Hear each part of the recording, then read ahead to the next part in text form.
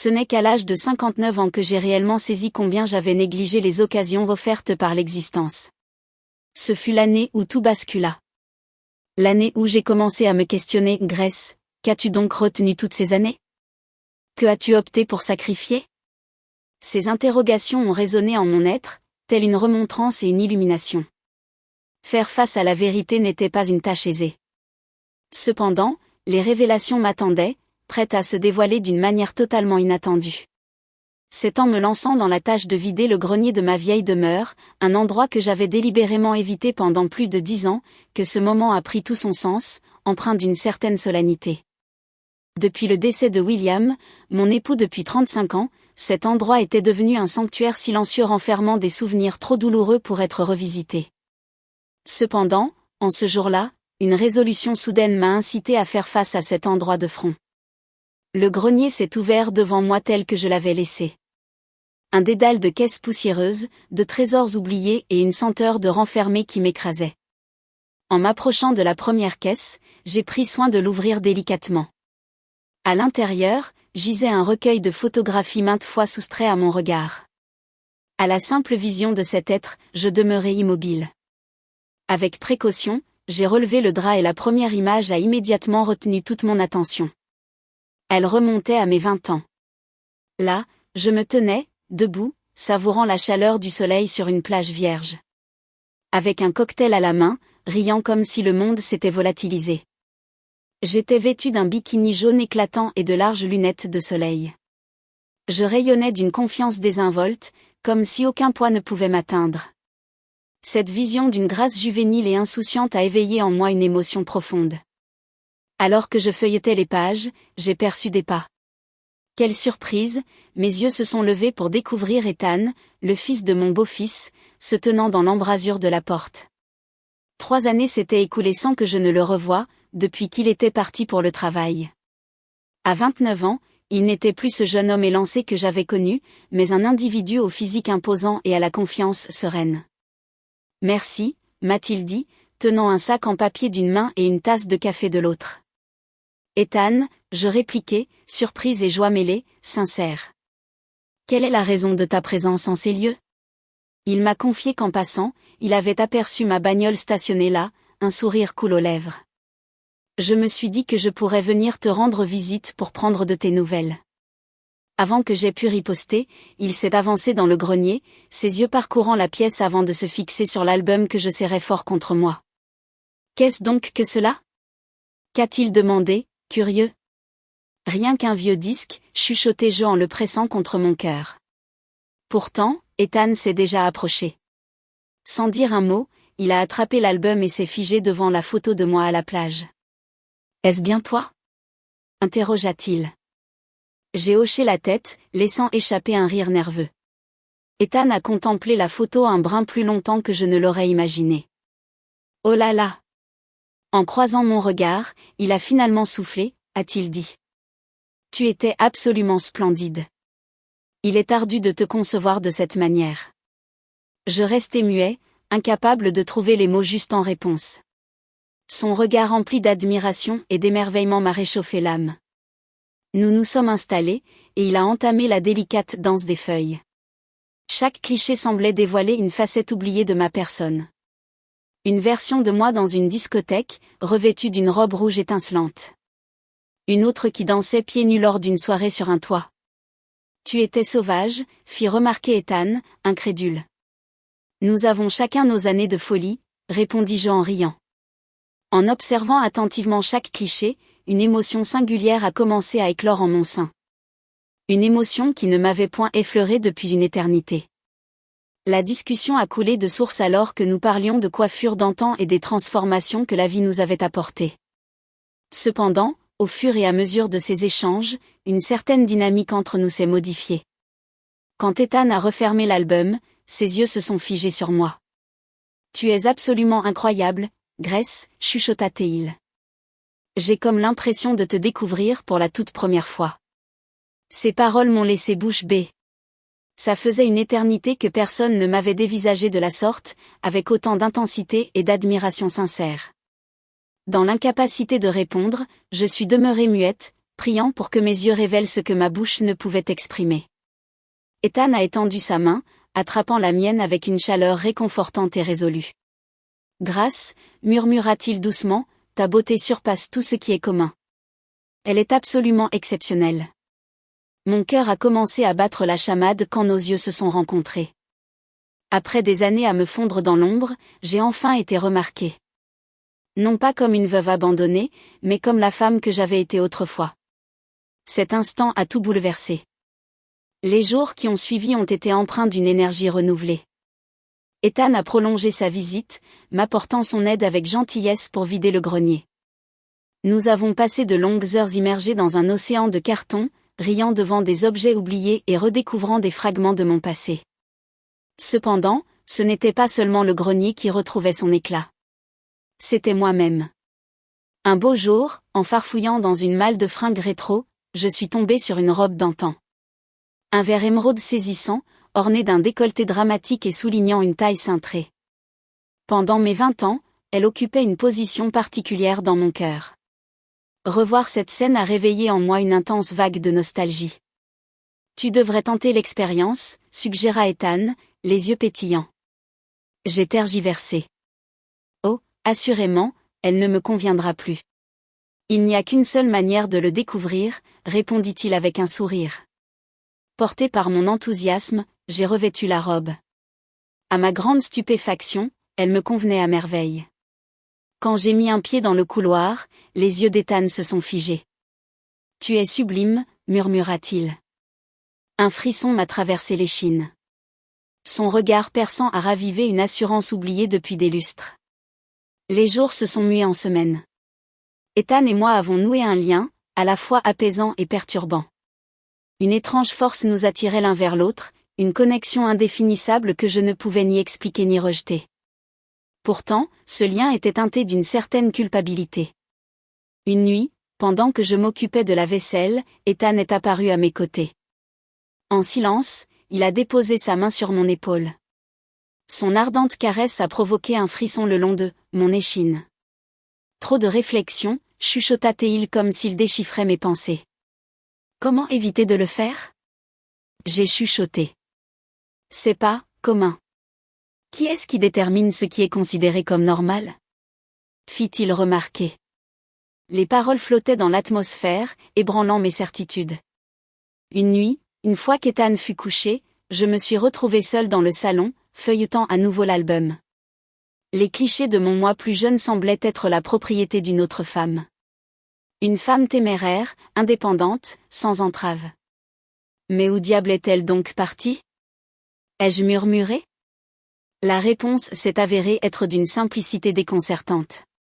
Elle s'était retrouvée écrasée par le fardeau des années, des obligations, de la tristesse et de cette impression tenace de ne jamais être à la hauteur. Cependant, en la présence d'Ethan, une étincelle s'était ravivée en mon sein. Je perçus le plus léger frisson de son retour. Avec le temps qui s'écoulait, les passages d'Ethan devinrent une habitude bien ancrée. À chaque départ, le poids de son absence pesait de plus en plus lourd sur moi. Alors que le soleil déclinait sous l'horizon, peignant d'une lueur chaleureuse la carrosserie de la Porsche, il se tourna vers moi, le visage subitement sérieux. Commençait-il, sa voix assurée, mais empreinte d'une fragilité subtile. Je peine à trouver les mots justes pour ne pas être mal compris. Jamais je n'ai éprouvé pareil sentiment pour quiconque d'autre. Mon souffle s'étrangla dans ma gorge. Je suis conscient de la complexité de la situation, continua-t-il. Mais je ne saurais nier la réalité de ses émotions. Sa franchise m'a littéralement sidéré. Je suis perdu, avouai-je d'une voix hésitante. Explorons ceci ensemble, dit-il, avec une simplicité désarmante. La voie qui se dévoilait devant nous était jonchée d'obstacles. Nous nous sommes heurtés au jugement, aux incertitudes intérieures, à une multitude de questionnements sur la nature de notre lien. Pourtant, au cœur de ce tumulte, une vérité demeurait immuable. Une connexion extraordinaire et inévitable avait émergé entre nous. Après des années de torpeur, je me suis soudainement imprégné d'une profonde vitalité, d'une authentique sensation d'exister pleinement. Plongeant mon regard dans les yeux d'Ethan, une révélation m'a submergé. La vie est bien trop courte pour permettre à la peur de me retenir plus longtemps. Après cet échange passionné à propos de la Porsche, je me suis retrouvée emportée dans une mer agitée d'émotions. Les mots des moqueries résonnaient longtemps en moi, teintant mes instants de silence d'une fusion d'attente et de malaise. L'idée de rechercher au-delà de notre lien semblait à la fois hors de portée et inévitable. Je pressentais déjà les chuchotements qui allaient s'ensuivre, les regards, les jugements. Les murmures des voisins semblaient résonner dans mes oreilles, accompagnés des regards désapprobateurs de certains membres de ma famille. La famille de William, en particulier, ne saurait jamais comprendre. Il percevrait cela comme une trahison profonde envers sa mémoire. Pourtant, William avait disparu depuis plus de 10 ans. Est-ce donc si terrible de chercher un brin de félicité ? Un jour, tandis qu'Ethan et moi explorions une boîte de vieilles lettres, je découvris une missive rédigée par William avant qu'il ne quitte ce monde. Elle se trouvait lovée dans une enveloppe marquée du message « Pour Grace, au moment où tu en auras le plus besoin ». Mes mains tremblaient quand je l'ouvris. Ethan, conscient de la gravité du moment, demeura silencieux à mes côtés. À travers son style élégant et distinctif, les mots de William semblaient défier les époques. Si tu parcours ces lignes, sache que je ne suis plus de ce monde. Il est crucial que tu comprennes que le suprême bonheur de mon existence fut de te chérir.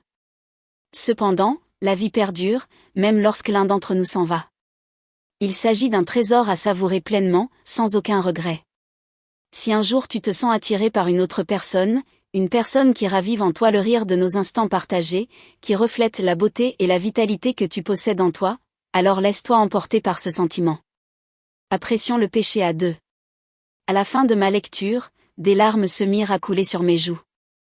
La main d'Ethan était posée sur mon dos, vacillant un instant alors que je recevais le dernier présent de William. Une bénédiction inattendue, mais profondément nécessaire. « Comment te sens-tu » demanda Ethan d'une voix douce. Je hochai la tête, la voix empreinte de tremblement. Je pense que c'est le cas. Pourtant, en vérité, je me trouvais dépourvu de toute émotion. Entre soulagement, gratitude ou la simple pression écrasante de ce qui pourrait advenir. Malgré les mots apaisants de William, le chemin à parcourir s'annonçait tout sauf aisé. Chaque fois que je croisais Ethan, c'était comme si une énergie puissante nous enveloppait, comme si l'atmosphère elle-même frémissait autour de nous. Je notais des détails que je n'avais jamais remarqués jusqu'alors. La façon dont ses yeux se plissaient quand il riait, la richesse de son rire, la force discrète qu'il émanait. Une nuit, tandis que nous mijotions le repas dans la cuisine, nos mains se rencontrèrent en même temps sur la planche à découper. Cette interaction s'éternisa, dépassant largement ce qui était requis, et quand nos yeux se rencontrèrent, une connivence silencieuse s'établit entre nous. Je reculai d'un pas, le cœur tambourinant dans ma poitrine. La situation est complexe, chuchotai-je. Ethan déposa la planche à découper et se tourna hautement dans ma direction. Point n'est besoin, fit-il. C'est bien ça, je m'entêtai, attrapant le rebord du plan de travail pour me maintenir en place.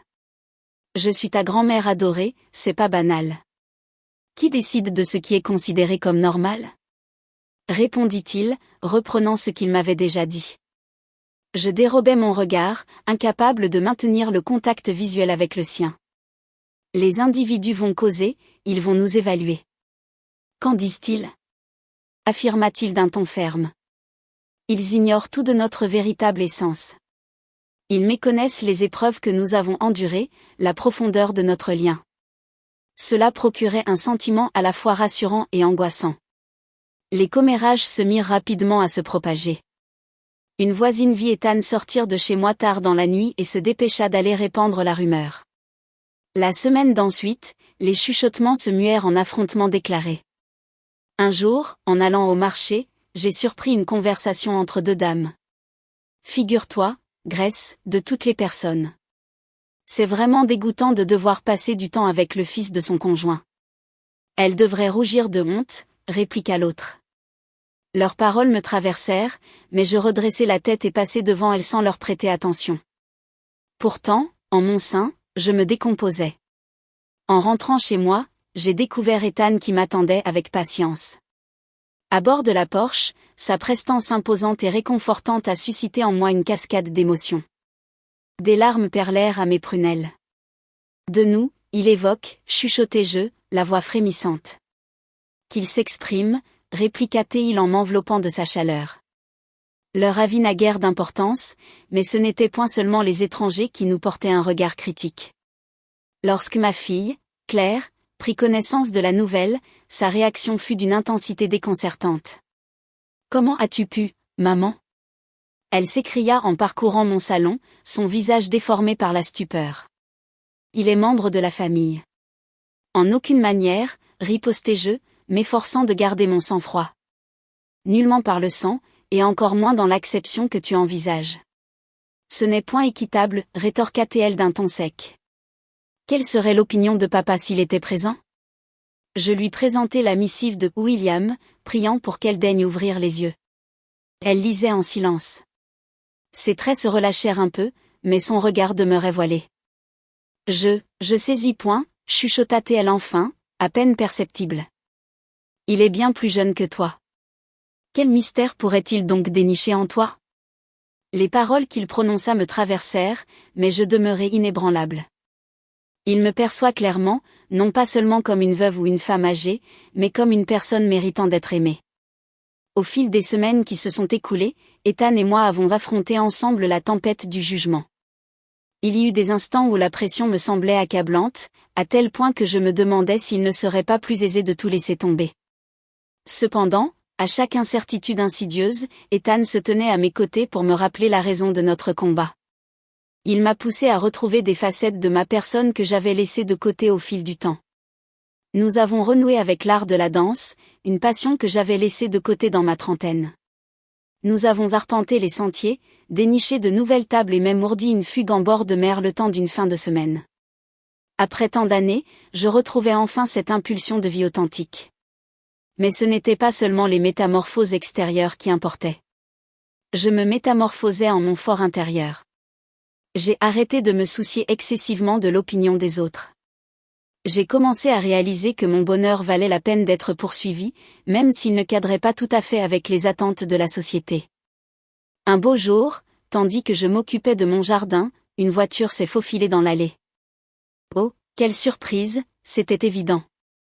Elle émergea, son visage exprimant un mélange d'indécision et de résolution. « Maman » s'écria-t-il. Elle le susurra d'une voix suave, bien plus apaisée qu'elle ne l'avait été ces dernières semaines. Serait-il possible d'échanger quelques mots? J'ai acquiescé d'un signe de tête, mes mains frottant machinalement mon tablier. Nous sommes demeurés dans la Porsche, enveloppés par la lumière dorée du crépuscule. Claire m'a partagé qu'elle avait bien pris le temps de méditer sur mes propos concernant la perception qu'il avait de moi, et qu'elle commençait à saisir davantage. Ces paroles m'ont complètement prise au dépourvu.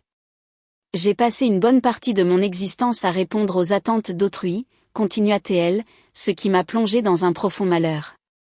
Mais toi, tu démontres une bravoure admirable, maman. Tu optes pour la joie, même en temps de difficulté. L'émotion m'a envahi alors que je me suis approché de sa main. Ton bonheur, c'est tout ce que je souhaite pour toi, lui ai-je exprimé. Claire a acquiescé, un fin sourire illuminant son visage pourtant grave. Je m'efforce du mieux que je peux, maman, réellement. Les mots se sont évanouis. Les commérages se sont peu à peu estompés en toile de fond. Et ce qui comptait vraiment, ma famille, mes amis les plus intimes, ont commencé à nous accepter, Ethan et moi, tels que nous étions.